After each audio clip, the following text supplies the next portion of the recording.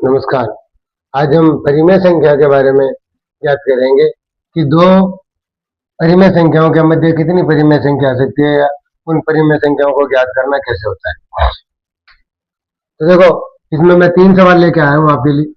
तो एक में तो हर दोनों में समान है, एक में हर अलग अलग है, एक बिना हर के है जो परिमेय संख्या होती है। ठीक है, तो अब हम पहला सवाल करते हैं। देखो, पहले सवाल का हल है 3/4 तो 5/4 के मध्य 5 परिमेय संख्या ज्ञात कीजिए। अब देखो, इनका आधार, पहला काम अपना ही आधार देखना।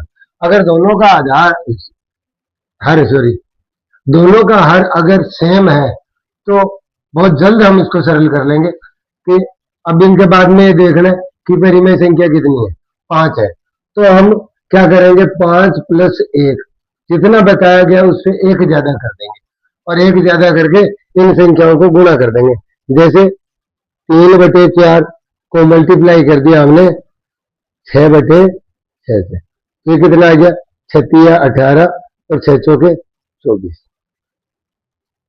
अब दूसरा, जैसे 5/4 तो इसको भी तो क्या है कि ये बड़ी संख्या है, छोटी संख्या। अब इसको भी तो क्या है कि 6 से गुणा करेंगे तो ये 6 × 6, तो इसमें देखो अब कितना आ गया, 30/24। अब देखो, दोनों का हर सेम आया, तो दोनों का अगर हर सेम आया है तो अब देखो यहाँ ऊपर कितने, अब हर को एक बार बंद करके देख लो। तो अब इनके बीच में हम 5 बस पूछिए तो क्या हम बता सकते हैं कि दूसरी आ गई 19/24, 20/24, 21/24, यहां तक किया जा सकता है 28/24, 29/24। तो हमें तो 5 ही याद करनी थी, 2 और 2 4 1 5। ठीक है, तो ये इस प्रकार से इसका ये आएगा। अब जो अगला दूसरा सवाल है, तो दूसरे सवाल में दिया हुआ है कि 2/3 व 6/5 के मध्य आने वाली परिमेय संख्याएं क्या, 4 परिमेय संख्या ज्ञात कीजिए। अब हमें 4 परिमेय संख्याएं ज्ञात करनी है, तो ये दूसरा सवाल है। तो दूसरे सवाल में हमें 4 करनी है। देखो, अब देखो, इसमें हर दोनों में समान था, इसमें असमान है। समझ में आ रहा होगा। अब इसमें थोड़ा सा एक लाइन और बढ़ जाएगी।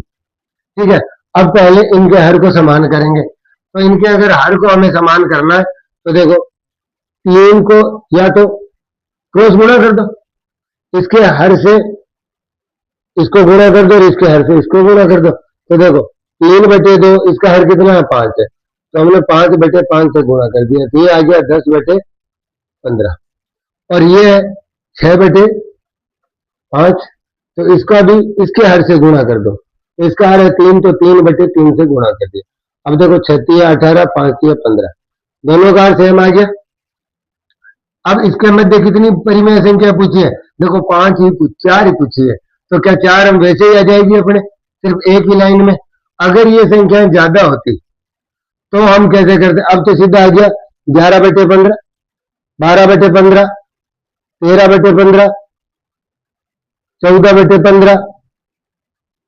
ठीक है, तो ये इस प्रकार की संख्याएं आ जाएंगी। तो हमें 4 ज्ञात करनी थी, 1 2 3 और 4 होगी। अब आगे का जो सवाल है वो है ना कि इनके बटे में कुछ भी नहीं है, तो जिन संख्याओं के बटे में कुछ नहीं होता, हर कुछ नहीं होता, उसका हर हम 1 मानते हैं। अब देखो, तो हम क्या, इसको 1/1 और इसको 2/1 लिख सकते हैं ना। अब देखो, अब अगला जो स्टेप है वो क्या है। अब देखिए, हमने परिमेय संख्या कितनी पूछी गई है, 6 पूछी गई।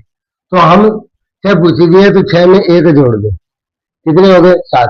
जैसे इसमें हमने 5 में 1 जोड़ा था क्योंकि 5 परिमेय संख्या पूछी थी, तो हम 1 आगे ले लेते। 6 पूछिए तो 7 ले लेंगे, 8 पूछी होती है तो हम 9 ले लेते, 9 ले लेते। तो इस प्रकार से हम ले पाएंगे। अब देखो, 7 है तो इसको 7 से गुणा कर दो, 7/7, और इसको भी 7 से गुणा कर दो, 7/7।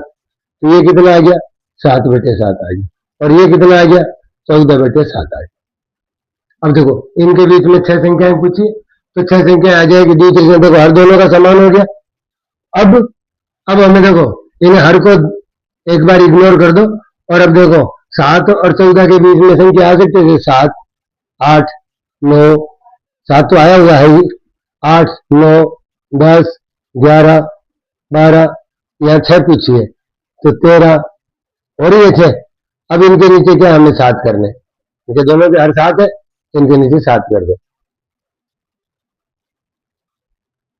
आई होप, मैं आशा करता हूं आपको ये चीजें समझ में आई होगी, और जितना जल्दी हो सके हम अगर इनको बार बार अगर 2-3 बार अगर इसको रिपीट करेंगे तो हम भी इसको बहुत जल्द इसको सरल कर पाएंगे। धन्यवाद।